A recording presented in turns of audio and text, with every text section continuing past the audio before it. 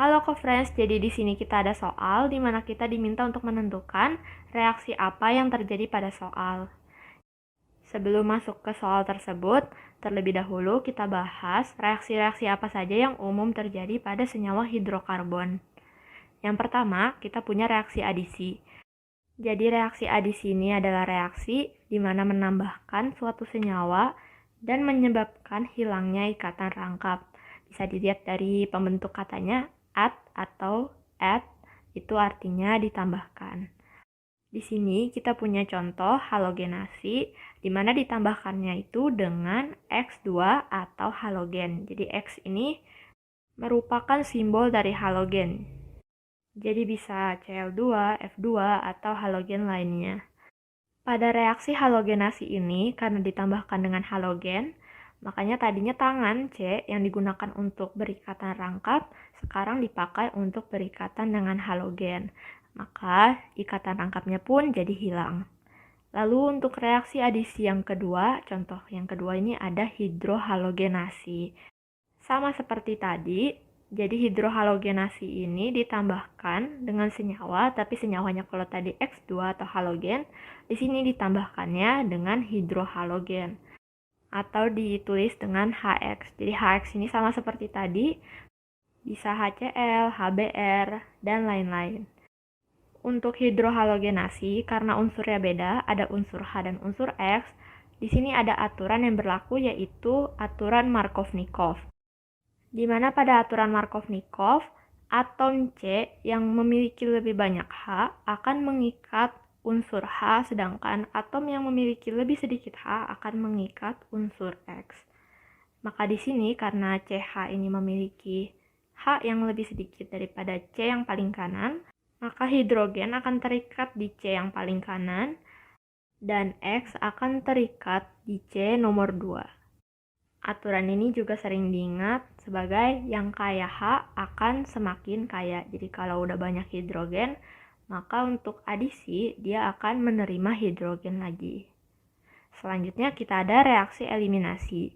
Ini kebalikan dari reaksi adisi, di mana pada reaksi ini terjadi proses menghilangkan dua substituen dan membentuk ikatan rangkap. Contohnya ada dehidrogenasi dan dehidrohalogenasi. Jadi kalau dehidrogenasi, kita menghilangkan H yang terikat pada atom C.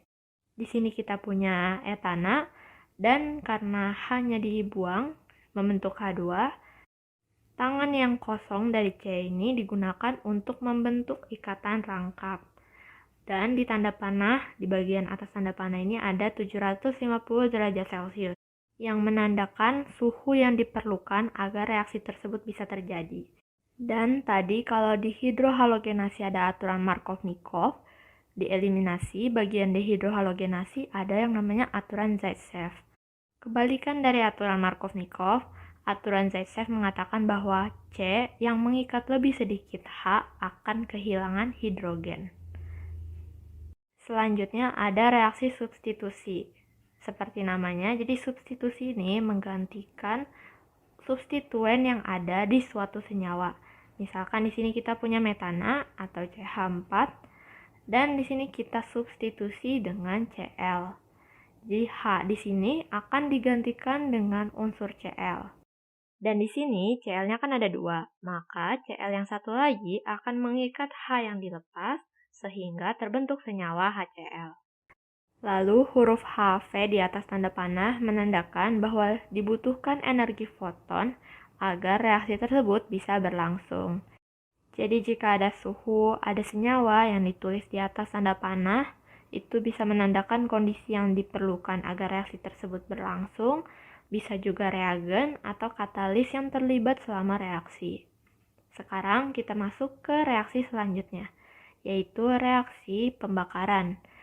Ini reaksi yang cukup sering ditemui, jadi pada dasarnya hidrokarbon ketika dibakar akan menghasilkan CO2 atau karbon dioksida dan air atau H2O. Maka di sini kita contohkan ada propana, CH3, CH2, CH3.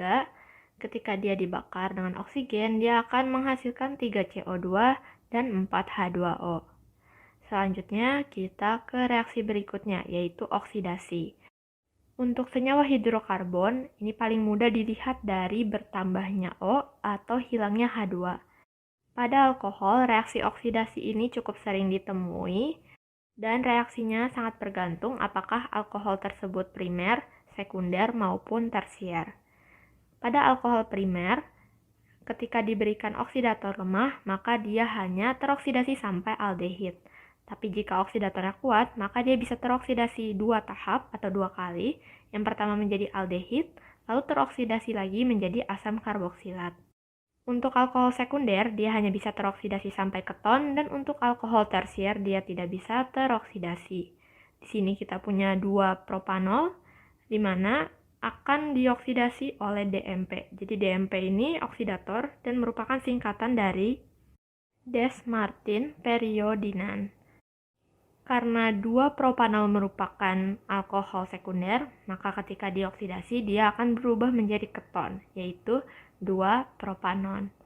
Lalu selanjutnya ada reaksi reduksi, ini kebalikan dari reaksi oksidasi, di mana antara berkurangnya O atau bertambahnya H2.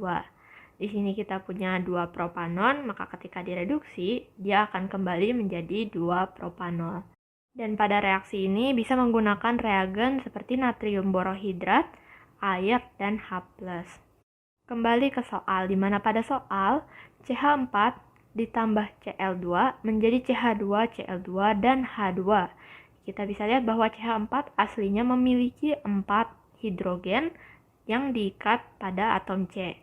Ketika ditambahkan Cl2, 2 atom hidrogen ini digantikan oleh Cl2. Jadi tidak ada ikatan rangkap atau berkurangnya ikatan rangkap, tetapi terjadi penggantian substituen. Maka reaksi tersebut merupakan reaksi substitusi. Sekian cara menjawab soal pada kali ini, sampai berjumpa di soal-soal berikutnya.